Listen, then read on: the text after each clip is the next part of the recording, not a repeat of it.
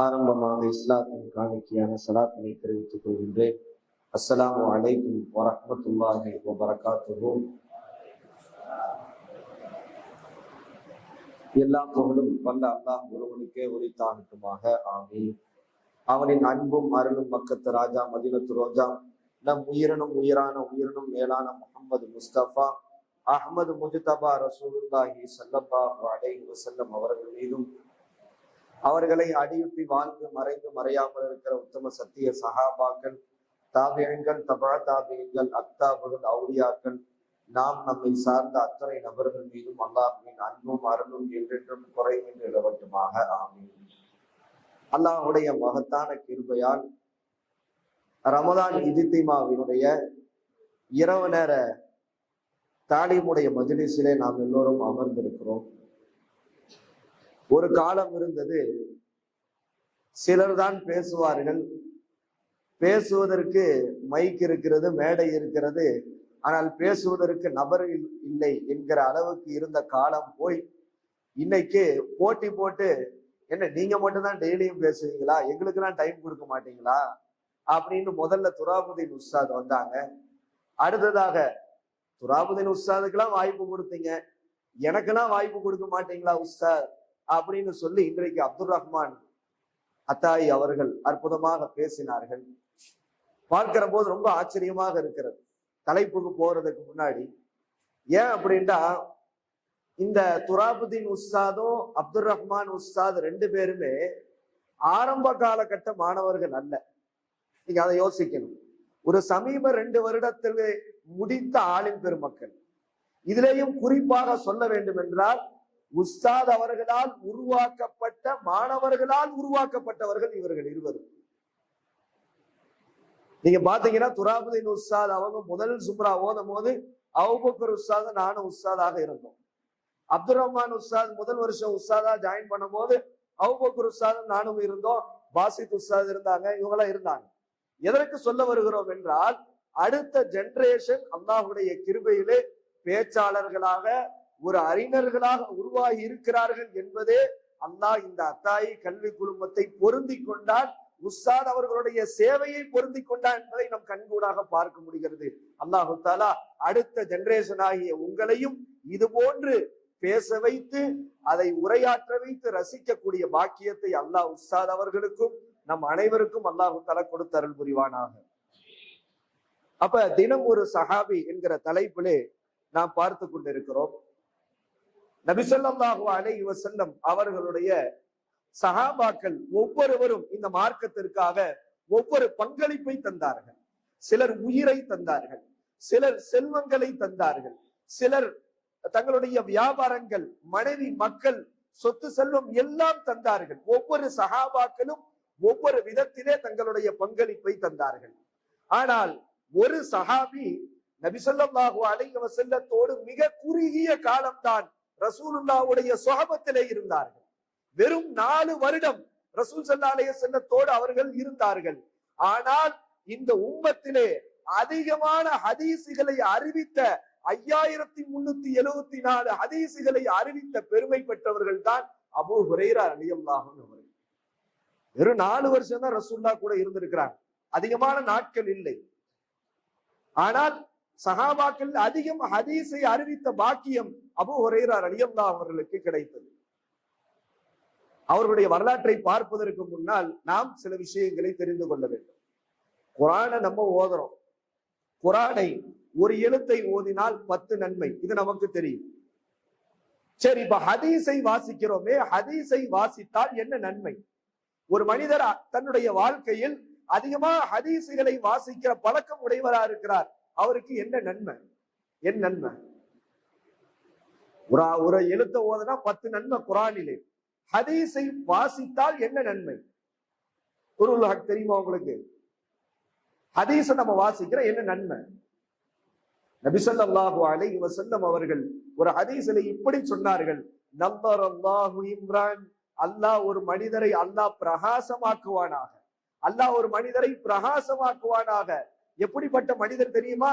என்னுடைய ஹதீஸை அவன் கேட்டு அவன் உள்ளத்திலே மனனம் செய்து தான் எப்படி கேட்டானோ அதே மாதிரி மக்களிடத்திலே கொண்டு போய் சேர்க்கிறானே, அவருடைய முகத்தை வாழ்க்கையை அல்லாஹ் பிரகாசமாக்குவானாக என்று ரசூல் ஸல்லல்லாஹு அலைஹி வஸல்லம் துஆ செஞ்சார். அப்ப ஒரு மனிதர் தான் படித்த ஹதீஸை அதை பிசிறு இல்லாமல் சமூகத்திலே கொண்டு போய் சேர்த்தால் அவன் வாழ்க்கை பிரகாசமாகும். அல்லாஹ் நம்ம எல்லோருக்கும் அந்த நசீபை கொடுத்தருள் புரிவானாக. இரண்டாவது, இன்னொரு ஹதீஸ்ல ரசூல் ஸல்லல்லாஹு அலைஹி வஸல்லம் சஹாபாக்கள் எல்லோரும் அமர்ந்திருக்கிறார்கள். ரசூல் ஸல்லல்லாஹு அலைஹி வஸல்லம் துஆ செய்கிறார்கள், அல்லாஹும்ம அர்ஹம் ஹுலஃபாய், அல்லாஹும்ம அர்ஹம் ஹுலஃபாய், யா அல்லாஹ் என்னுடைய கலீஃபாக்களுக்கு நீ ரஹமத் செய்வாயாக, என்னுடைய கலீஃபாக்களுக்கு ரஹமத் செய்வாயாக என்று ரசூலுல்லாஹ் துஆ செய்றாங்க. சஹாபாக்கள் கேட்டாங்க, யா ரசூலல்லாஹ் வமன் ஹுலஃபாவுக, உங்கள் பிரதிநிதி யார் யா ரசூலல்லாஹ் என்று கேட்டார்கள். ரசூல் ஸல்லல்லாஹு அலைஹி வஸல்லம் அபூபக்கர் நாய், உமர் நாய், உஸ்மான் நாய், அலி நாய் அந்த ஹதீஸிலே சொல்லலை. ரசூல் ஸல்லல்லாஹு அலைஹி வஸல்லம் சொன்னார்கள், பின்னால் சில கூட்டத்தார்கள் வருவார்கள், அவர்கள் என்னிடத்திலிருந்து கேட்ட ஹதீஸை மக்களிடத்திலே கொண்டு போய் சேர்ப்பார்கள் என்றார்கள். அல்லாஹு அக்பர். அப்ப நாம் ரசூலுல்லாஹ்வுடைய ஹதீஸை கேட்டு அதை சமூகத்திடத்திலே நாம் சேர்க்கிற போது ரசூலுல்லாஹ்வுடைய இரக்கத்திற்குரிய துஆ நமக்கு கிடைக்கும். அல்லாஹ் நம்ம எல்லோருக்கும் நசீபாக்குவானாக. மூன்றாவது ஒரு விஷயம் இருக்கு. நம்ம ஹதீஸ் கேள்விப்பட்டிருப்போம். ரசூல் ஸல்லல்லாஹு அலைஹி வஸல்லம் சொன்னார்கள், இன்ன அவுலன் நாஸி யௌமல் கியாமத்தி அக்ஸருஹும் அலைய ஸலாத்தன், இந்த நாளைக்கு மறுமையிலே எனக்கு மிகவும் நெருக்கமாக இருப்பவர் என் மீது அதிகம் ஸலவாத் ஓதியவர் என்று நபி ஸல்லல்லாஹு அலைஹி வஸல்லம் சொன்னாங்க. அதிகம் ஸலவாத் ஓதியவர் நாளைக்கு மறுமையிலே நபியினுடைய நெருக்கத்திலே இருப்பார். இந்த ஹதீஸுக்கு விரிவுரையில எழுதுறவங்க சொல்றாங்க, யார் அதிகமாக ஹதீஸ் கலையில ஈடுபடுகிறாரோ அவர் நாளைக்கு மறுமையிலே நபியோடு இருப்பார்கள் என்று எழுதுகிறார்கள். காரணம் நீங்களே தெரியும். ஒரு பக்கம் ஹதீஸை நம்ம படிச்சா ரசூலுல்லாஹ்வுடைய ஹதீஸை மட்டும் நாம் படிப்பதல்ல, எங்கெல்லாம் நபியின் பெயர் வருகிறதோ அங்கெல்லாம் ஸல்லல்லாஹு அலைஹி வஸல்லம், ஸல்லல்லாஹு அலைஹி வஸல்லம், ஸல்லல்லாஹு அலைஹி வஸல்லம் என்று சொல்கிறோம். எனவே ஹதீஸை படிப்பவர்களுக்கு ஹதீஸை படிக்கிற நசீபும் கிடைக்கிறது, நபியின் மீது ஸலவாத் ஓதுகிற பாக்கியம் கிடைக்கிறது. எனவே யார் ஹதீஸ் கலையிலே தன்னை ஈடுபடுத்திக் கொள்கிறாரோ நாளை மறுமையிலே அவர் நாளைக்கு நபியின் நெருக்கத்திலே இருப்பார்கள் என்றார்கள். அல்லாஹ் தஆலா எல்லோருக்கும் ஹதீஸ் கலையிலே நம் வாழ்க்கையை அர்ப்பணிக்கக்கூடிய பாக்கியத்தை அல்லாஹ் தஆலா கொடுத்தருள் புரிவானாக. நாளைக்கு மறுமையிலே நபியின் நெருக்கத்தை பெறுகிற பாக்கியத்தை அல்லாஹ் கொடுப்பானாக. அப்படிப்பட்ட ஹதீஸ் துறையை இந்த உலகத்திலே கொண்டு போய் சேர்த்தவர்கள் தான் அபூ ஹுரைரா ரலியல்லாஹு அன்ஹு. அபூ ஹுரைரா அவர்களுடைய பெயர் அப்துல் ஷம்ஸ் என்பதுதான், சூரியனுடைய அடிமை, இதுதான் அவருடைய அசல் பெயர். ரசூல் ஸல்லல்லாஹு அலைஹி வஸல்லம் அவர்களுக்கு அப்துல்லா என்று அவருக்கு பெயரை மாற்றினார்கள். பிறகு அவர்களுக்கு ஒரு சிறப்பு பெயர், அவர்கள் எப்போதும் பூனையோடு விளையாடி கொண்டே இருப்பார்கள். ரசூலுல்லாஹ்வுடைய சபைக்கு வருகிற போது பூனையை கைக்குள்ளேயும் அவருடைய மடியிலேயும் வைத்துக் கொண்டே இருப்பதால் ரசூல் ஸல்லல்லாஹு அலைஹி வஸல்லம் செல்லமாக அபா ஹுரைரா என்று அழைத்தார்கள். அந்த செல்லமான பெயர் அவரின் உண்மையான பெயராக மாறிவிட்டது. ஆரம்பத்துல அவங்க இஸ்லாத்தை ஏற்றுக்கொள்ளவில்லை. எப்ப ஏற்கிறாங்க அப்படின்னா, ஹைபருடைய வெற்றியின் போது, ஹைபர் போர் நடப்பது ஹிஜ்ரி 7, அந்த ஹிஜ்ரி 7 போதுதான் அவர்கள் இஸ்லாத்தை ஏற்கிறார்கள். நேரம் மதீனாவுக்கு வர்றாங்க. ரசூல் ஸல்லல்லாஹு அலைஹி வஸல்லம் ஹைபர் போருக்கு போயிருக்கிறார்கள், இன்னும் வரல. அதற்கு பிறகு ரசூல் ஸல்லல்லாஹு அலைஹி வஸல்லம் வந்த பிறகு ரசூலுல்லாஹ்வை சந்தித்து தான் இஸ்லாத்தை ஏற்றுக்கொண்டது மட்டும் இல்லாமல் அவர் அபூ ஹுரைரா ரலியல்லாஹு சொல்கின்றார்கள், என் வாழ்க்கையை நான் வீணடித்து விட்டேன், இத்தனை நாள் நான் நபியின் சுஹபத்தை அனுபவிக்காமல் நான் என் வாழ்க்கையை நான் வீணடித்து விட்டேன். எனவே மீதி இருக்கிற இந்த வருடங்களிலே நான் எக்காரணம் கொண்டும் எந்த தொழிலும் செய்ய மாட்டேன், எந்த வியாபாரமும் செய்ய மாட்டேன், என் வாழ்க்கை முழுக்க நபியோட கழிக்க போகிறேன் என்று முடிவு செஞ்சுட்டாங்க. ரசூல் ஸல்லல்லாஹு அலைஹி வஸல்லத்தோட இருக்கிறாங்க. இன்னும் சொல்ல போனா திண்ணை தோழர்களுடைய அமீர் யாருன்னா அபூ ஹுரைரா ரலியல்லாஹு அன்ஹு. மொத்த திண்ணை தோழர்கள் அஸ்ஹாபு சுஃபா எழுதுறாங்க வரலாற்றுல, 300க்கு அதிகமான சஹாபாக்கள் திண்ணை தோழர்களாக இருந்தார்கள். அவங்களுக்கு குடும்பம் கிடையாது, அவங்களுக்கு சொத்து செல்வங்கள் கிடையாது. ரசூல் ஸல்லல்லாஹு அலைஹி வஸல்லம் ஏதேனும் உணவு கொடுத்தால் அவர்கள் சாப்பிடுவார்கள், இல்லை என்றால் பட்டினியாக இருப்பார்கள். இது அவங்களுடைய நிலைமை. அபூ ஹுரைரா ரலியல்லாஹு அன்ஹு வரலாற்றுல எழுதுறாங்க, புகாரியில வரக்கூடிய ரிவாயத், ஒரு நாள் அவர்கள் கடுமையான பசியிலே ஆகிறார்கள்.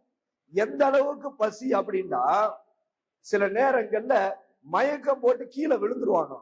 எங்க ரசூலுல்லாவுடைய மெம்பருக்கும் அவருடைய கபருக்கும் மத்தியில இருக்கக்கூடிய அந்த இடத்துல மயக்கம் போட்டு கீழே விழுந்துருவாங்க. சில நேரங்கள்ல பசியில கை கால் இழுக்க ஆரம்பிச்சிருமா. ரசூல் ஸல்லல்லாஹு அலைஹி வஸல்லத்தை நம்பி முழுசா சரண்டவங்க, எந்த வியாபாரம் போக்குவரத்து கிடையாது. அப்போ வர்றவங்க என்ன நினைப்பாங்கன்னா, இவருக்கு வலிப்பு வந்துருச்சு போல இருக்குன்னு நினைச்சு அவருடைய பின்னாடி அவருடைய இதுல ஏறி மிதிச்சுட்டு போவாங்க. சில பேர் வயிறு மேல ஏறி உட்கார்ந்துட்டு போவாங்களாம். சொல்லுவாங்களா, அபூ ஹுரைரா, அப்பா விடுங்கப்பா, எனக்கு வலிப்பெல்லாம் வரலப்பா, பசி கொடுமைப்பான்னு சொல்லுவாங்களாம். அந்த அளவுக்கு பசி. அப்படித்தான் புகாரியில ஒரு ரிவாயத்து வருகிறது. எந்த அளவுக்கு தங்களை முழுவதுமாக அர்ப்பணித்துக் கொண்ட ஹதீஸ திரட்டினாங்க பாருங்க. ஒரு நாள் கடுமையான பசி, ஒன்னும் செய்ய முடியல, வயிறுல கல்ல கட்டிட்டாங்க, பூமி மேல அப்படியே வயிறு அழுத்தி படுத்து கிடக்குறாங்க. ஏதாவது கிடைச்சா நல்லா இருக்குமேன்ட்டு அப்பன்னு பார்த்து அபூபக்கர் ரலியல்லாஹு அப்படி கிராஸ் ஆகுறாங்க. இப்ப இவங்க நினைக்கிறாங்க, அபூபக்கர் நாயகத்தை நிப்பாட்டி சலான் சொல்லி, அபூபக்கர் நாயகமே குரான்ல இந்த ஒரு வசனம் வருது, அதை பத்தி கொஞ்சம் சொல்லுங்களேன்னு கேட்கிறாங்க. ஆனா இவங்க நோக்கம் அந்த ஆயத்தை கேட்கறது இல்ல. உடனே அபூபக்கர் நாயகம் கேட்பாங்க, சாப்பிட்டீங்களான்ட்டு, ஏதாவது கொடுப்பாங்களான்ட்டு. ஆனா அபூபக்கர் நாயகமும் கிராஸ் பண்ணி கண்டுக்காம போயிட்டாங்க. ரொம்ப வருத்தமாயிருச்சு. அடுத்து உமர் ரலியல்லாஹு வர்றாங்க. உமர் ரலியல்லாஹ்ட்டையும் குரானுடைய ஆயத்தை பத்தி கேட்கிறாங்க. உமர் ரலியல்லாஹும் கண்டுக்காம போயிட்டாங்க. ரொம்ப வருத்தமாயிருச்சு. அடுத்து கண்மணி நாயகம் முஹம்மது ரசூலுல்லாஹி ஸல்லல்லாஹு அலைஹி வஸல்லம் வருகிறார்கள். வந்து அப்படி பாக்குறாங்க. பார்த்தவுடன் இவர்களுடைய உணர்வை புரிந்து கொள்கிறார்கள். என்ன அபூ ஹுரைரா, பசியா? கேட்டுவிட்டு என்னை பின்தொடர் என்று சொல்லி விடுகிறார்கள். நேரா அபூ ஹுரைரா ரசூலுல்லாஹ் பின்னாடியே போறாங்க. போயிட்டே இருக்கிறாங்க. வீட்டுக்கு போறாங்க, அனுமதி கேட்கிறாங்க. உள்ள ரசூல் ஸல்லல்லாஹு அலைஹி வஸல்லம் வீட்டுக்குள்ளே ஒரு குவளையிலே ஒரு கிளாஸ்ல பால் இருக்கிறது. இன்னார் உங்களுக்கு அன்பளிப்பாக கொடுத்திருக்கிறார்கள் என்று சொல்லப்படுகிறது.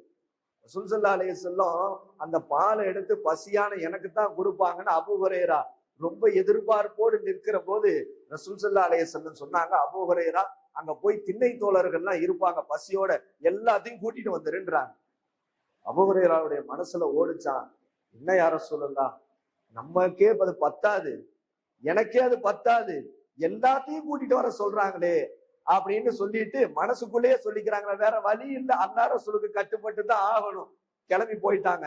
எல்லா திண்ணை தோழர்கள் எல்லாரும் வந்துட்டாங்க. அல்லாஹ் தஆலா ரசூல் ஸல்லல்லாஹு அலைஹி வஸல்லத்துடைய முஅஜிஸாத்தை வெளிப்படுத்துகிறான். வந்த பிறகு அபூ ஹுரைராவுடைய கையாலேயே பால் கொடுக்க சொல்றாங்க. ஒவ்வொருத்தரா குடிக்கிறாங்க குடிக்கிறாங்க குடிக்கிறாங்க. அத்தனை திண்ணை தோழர் சஹாபாக்களும் குடித்து விடுகிறார்கள். கடைசியா ரசூலுல்லாஹ் கேட்கிறாங்க, அபூ ஹுரைராவே, நீயும் நானும் தான் இருக்கிறோம். ஆமா யா ரசூலல்லாஹ், நம்ம 2 பேரும் தான் இருக்கிறோம், குடி அபூ ஹுரைரா. ரசூல் ஸல்லல்லாஹு அலைஹி வஸல்லம் சொன்னவுடன் அபூ ஹுரைரா குடிக்கிறார்கள். மீண்டும் எடுக்கிறார்கள், குடி அபூ ஹுரைரா, குடி அபூ ஹுரைரா, குடிக்கிறார்கள். ஒரு கட்டத்துல சொன்னாங்க, யா ரசூலல்லாஹ், வயித்துல எடை இல்லை யா ரசூலல்லாஹ்ன்றாங்க. பிறகு ரசூல் ஸல்லல்லாஹு அலைஹி வஸல்லம் அவர்கள் பிஸ்மில்லா சொல்லி குடித்தார்கள் என்று புகாரியிலே பதிவு செய்யப்படுகிறது. எந்த அளவுக்கு நபியோட நெருக்கத்தில் இருந்திருப்பாங்க. ரசூலுல்லாஹ்வுடைய முஅஜிஸாத்தை பாருங்க. ஒரு கிளாஸ் பால் 300 திண்ணை தோழர்களுக்கும் பத்துச்சு அப்படின்னா இது ரசூல் ஸல்லல்லாஹு அலைஹி வஸல்லத்திடமிருந்து பெற்ற பரக்கத். அவங்க ரசூலுல்லாஹ்வை முழுக்க சார்ந்திருந்தார்கள். ஒரு கட்டத்துல கொஞ்ச நாள் போச்சு, திடீர்னு அபூ ஹுரைராவுக்கு பேரிச்சை போல நிறைய கிடைச்சிச்சு.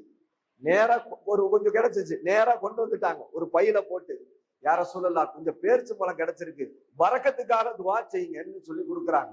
அப்போ ரசூல் ஸல்லல்லாஹு அலைஹி வஸல்லம் என்ன செய்யறாங்கன்னா, அந்த பேரித்தம்பழத்துடைய அந்த பையை வாங்கி துஆ செஞ்சு கையில கொடுக்குறாங்க. அபூ ஹுரைரா, நீ இதிலிருந்து எடுத்து பசிக்கும் போதெல்லாம் சாப்பிட்டு கொண்டே இரு, ஆனால் எக்காரண கொண்டும் இந்த பையை நீ கவிழ்த்து விடாதே என்கிறார்கள். அபூ ஹுரைரா ரலியல்லாஹு சொல்கின்றார்கள், உஸ்மான் ரலியல்லாஹுடைய காலம் வரைக்கும் இந்த பையிலிருந்து நான் பேரித்தம்பழத்தை சாப்பிட்டு கொண்டே இருந்தேன். பேரித்தம்பழம் வந்து கொண்டே இருந்தது. கிட்டத்தட்ட 200 கூடைகள் பேரித்தம்பழத்தை நான் அதிலிருந்து எடுத்து சாப்பிட்டு இருப்பேன் என்றார்கள். உஸ்மான் ரலியல்லாஹுடைய காலத்துல பயங்கரமான அரசியல் பிரச்சனை வருகிற போது இவர்களுடைய பை அந்த தொலைந்து போகிறது. இப்படி ரசூல் ஸல்லல்லாஹு அலைஹி வஸல்லத்தோட துஆ பெற்றவங்க. ஆனா இதுல ஆரம்பத்துல என்ன அப்படின்னா, இவருடைய தாயார் இஸ்லாத்தை ஏற்கவில்லை, முஷ்ரிக்காக இருக்கிறார்கள். சொல்றாங்க, நீங்க ரசூலுல்லாஹ்வை ஏற்றுக்கொள்ளுங்கள், இஸ்லாத்தை ஏற்றுக்கொள்ளுங்கள் என்கிறார்கள். ஒரு கட்டத்துல அவங்களுடைய தாயார் கோவப்பட்டு ரசூலுல்லாவையே திட்டி விடுகிறார்கள். திட்டனோட அபூ ஹுரைரா ரலியல்லாஹு அழுக ஆரம்பித்து விடுகிறார்கள். அழுது விட்டு ரசூலுல்லாவிடத்திலே வந்து சொல்லுகிறார்கள், யா ரசூலல்லாஹ், யா ரசூலல்லாஹ், என் தாயார் நேர்வழி பெறுவதற்கு நீங்கள் துஆ செய்யுங்கள் என்று சொன்னவுடன் ரசூல் ஸல்லல்லாஹு அலைஹி வஸல்லம் அடுத்த வினாடி சொன்னார்கள், அல்லாஹும்ம ஹதி லி உம்மி அபீ ஹுரைரா, அபூ ஹுரைராவின் தாயாருக்கு நீ நேர்வழி காட்டுவாயாக என்று ரசூலுல்லாஹ் துஆ செஞ்சார்கள். ரசூல் துஆ செஞ்சு விட்டார்கள் என்ற மகிழ்ச்சியிலே அபூ ஹுரைரா ஓடோடி வீட்டிற்கு வந்து பார்க்கிறார்கள். வீட்டு கதவு தட்டுகிறார்கள். கதவு மூட்டப்பட்டிருக்கிறது. உள்ளே தாயார் குளித்துக் கொண்டிருக்கிறார்கள். குளித்து விட்டு நல்ல ஆடை அணிந்து நல்ல நல்ல இதெல்லாம் போட்டுட்டு வந்து அபூ ஹுரைரா ரலியல்லாஹு இடத்திலே சொல்கிறார்கள், அஷ்ஹது அல்லா இலாஹ இல்லல்லாஹ் வ அஷ்ஹது அன்ன முஹம்மதர் ரசூலுல்லாஹ் என்று சொன்னவுடன் அபூ ஹுரைரா ரலியல்லாஹுடைய கண்களிலிருந்து கண்ணீர், யா ரசூலல்லாஹ், யா ரசூலல்லாஹ் என்று ரசூலுல்லாஹ் இடத்திலே ஓடி வந்து சொல்லுகிறார்கள், நீங்கள் துஆ செஞ்ச அடுத்த வினாடி நித்திக் கொண்டிருந்த என் தாயாருக்கு அல்லாஹ் ஹிதாயத்தை கொடுத்து விட்டான். நீங்கள் இன்னொரு துஆவும் செய்ய வேண்டும் யா ரசூலல்லாஹ். நானும் என் தாயாரும் ஒட்டுமொத்த முஃமின்களுக்கு பிரியமானவர்களாக ஆக வேண்டும், அல்லாஹ்வுக்கு பிரியமானவர்களாக ஆக வேண்டும், நீங்கள் துஆ செய்ய வேண்டும் என்று சொல்கிறார்கள். ரசூல் ஸல்லல்லாஹு அலைஹி வஸல்லம் துஆ செய்றாங்க, அல்லாஹும்ம ஹப்பிப் அபா ஹுரைரா, அபூ ஹுரைராவை அதே போன்று அவருடைய தாயாரை யா அல்லாஹ் நீ பிரியப்படுவாயாக, அவர்களுடைய தாயாரையும் அபூ ஹுரைராவையும் ஒட்டுமொத்த முஃமின்களையும் பிரியப்பட வைப்பாயாக. ரசூல் ஸல்லல்லாஹு அலைஹி வஸல்லம் துஆ செய்கிறார்கள். இன்றைக்கு வரைக்கும் அபூ ஹுரைராவை தவிர்த்து விட்டு மார்க்கம் கிடையாது. அல்லாஹ் அக்பர். எப்படிப்பட்ட ஒரு இணைப்பு இருந்திருக்கும் என்பதை நாம் யோசிக்க வேண்டும். அத்தகைய அபூ ஹுரைரா ரலியல்லாஹு அன்ஹு அவர்கள் ஒரு கட்டத்துல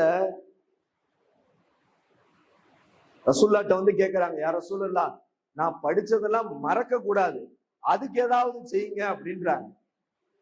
உடனே அபூ ஹுரைரா என்ன செஞ்சாங்கன்னா, மேல ரசூலுல்லாஹ் சொன்னாங்க, நீங்க மேல போட்டிருக்கிற அந்த துண்டை எடுத்து விரிங்கன்றாங்க.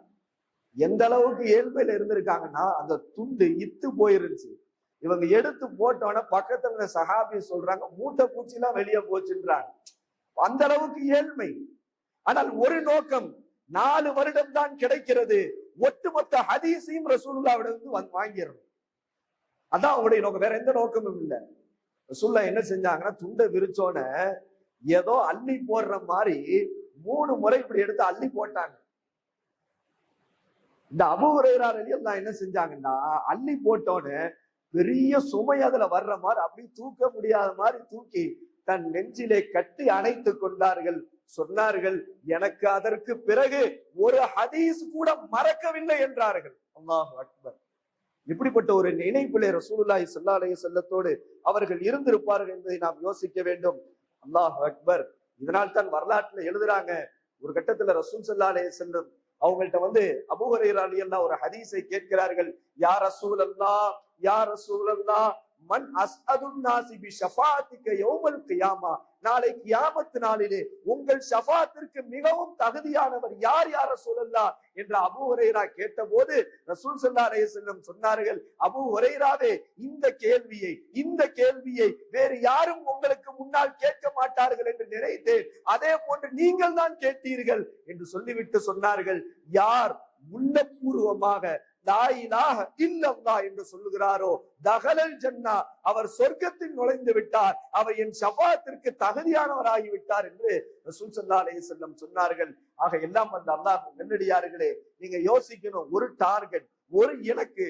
தான் பின்னால் மிக தாமதமாக இஸ்லாத்தை ஏற்றாலும் 4 வருடத்திலே இந்த ஒட்டுமொத்த தீனுல் இஸ்லாத்திலேயே மூத்த சஹாபாக்களை விட தன்னை ஒரு அடையாளப்படுத்தும் விதமாக 5374 ஹதீஸை இந்த உம்மத்திற்கு கொடுத்தார் என்றால் யோசிக்க வேண்டும். அபூ ஹுரைராவுடைய அந்த அர்ப்பணிப்பு. எல்லா காலத்திலையும் பேசுற ஆட்கள் இருப்பாங்கல்ல, எல்லாம் பேசிட்டாங்க. என்ன அப்ப அபூ ஹுரைரா நிறைய ஹதீஸ் அறிவிக்கிறாமான்னு எல்லாரும் பேசினாங்க. ஒரு கட்டத்துல அபூ ஹுரைரா கோவப்பட்டு சொன்னாங்க, டேய், என் மேல என்ன சொல்றீங்க? முஹாஜிர் சஹாபாக்கள் வியாபாரம் செய்ய போயிட்டாங்க, அன்சாரி சஹாபாக்கள் விவசாயம் செய்ய போயிட்டாங்க. இந்த அபூ ஹுரைரா 24 மணி நேரமும் ரசூலை எங்க போகிறார்கள், என்ன செய்கிறார்கள், அவங்க பின்னாடியே நான் சுத்தனதுனாலதான் இவ்வளவு அதிகமான ஹதீசுகளை அறிவிக்கிற நசீபை அல்லாஹ் எனக்கு கொடுத்தான் என்று அபூ ஹுரைரா ரலியல்லாஹு சொன்னார்கள். அல்லாஹு தஆலா அபூ ஹுரைரா ரலியல்லாஹுவை போன்று ஹதீஸிலே நமக்கும் அல்லாஹ் தேட்டத்தை கொடுப்பானாக, ஆர்வத்தை கொடுப்பானாக. மிகப்பெரிய முஹத்திஸீன்களாக நம் ஒவ்வொருவரும் ஆக வேண்டும். அல்லாஹு தஆலா முன்னால் வாழ்ந்த இமாம்களை போன்று முஹத்திஸீன்களை போன்று அல்லாஹ் அத்தாயி கல்வி குழுமத்திலே அல்லாஹ் அபூ ஹுரைரா ரலியல்லாஹுடைய பொருட்டால் பல முஹத்திஸீன்களை, பல ஹதீஸ் கலை வல்லுநர்களை இந்த சமூகத்திற்கு ஹதீஸை கொண்டு போய் சேர்க்கக்கூடிய பாக்கியத்தை அல்லாஹு தஆலா கொடுத்தருள் புரிவானாக. இந்த தமிழ்நாட்டுல ஆரம்பத்துல ஹதீஸ் ஆய்வரங்கம் என்ற பெயரிலே நடத்தி தெரு தெருவாக, ஊர் ஊராக ஹதீஸ் ஆய்வரங்கம் என்கிற பெயரிலே ஹதீஸுடைய உண்மையான புரிதலை கொண்டு போய் சேர்த்த பெருமை இந்த அத்தாயி கல்வி குழுமத்திற்கும் நம்முடைய ஆலா உஸ்தாதுக்கும் உரித்தானது. ஏனென்றால் இன்னைக்கு அல்லாஹ்வுடைய கிருபையில நானு அந்த ஹதீஸ் கல்வி குழுமம், அந்த ஹதீஸ் துறையில இருந்த நாங்க எல்லாரும் அல்லாஹ்வுடைய கிருபையில, மத்தவங்க எப்படின்னு தெரியல, நான் சொல்கின்றேன் அல்லாஹ்வுடைய கிருபையை கொண்டு அன்றைக்கு ஹதீஸ் துறையில இருந்து ஹதீஸ் ஆய்வரங்கத்துல முக்கியமாக இருந்ததனுடைய விளைவாக நம்முடைய கல்லூரியில இருந்த அத்தனை ஹதீஸ் கிதாபுகளையும் முத்தாலா செய்யக்கூடிய பாக்கியத்தை அல்லாஹ் எனக்கு கொடுத்தான். காரணம் ஹதீஸ் துறையிலே உஸ்தாத் அவர்கள் காட்டிய வழிமுறை அது. அல்லாஹு தஆலா வரக்கூடிய காலங்களிலேயும் ஹதீஸ் துறையிலே மிகப்பெரிய புரட்சியை அல்லாஹு தஆலா இந்த அத்தாயி கல்வி குழுமத்தின் மூலமாக ஏற்படுத்தி அல்லாஹ் தௌஃபீக் செய்வானாக. அல்லாஹு தஆலா நம்முடைய எல்லா ஹலாலான ஹாஜத்துகளை நிறைவேற்றி கொடுத்து அருள் புரிவானாக. அஸ்ஸலாமு அலைக்கும் வரஹ்மத்துல்லாஹி வபரகாத்துஹு.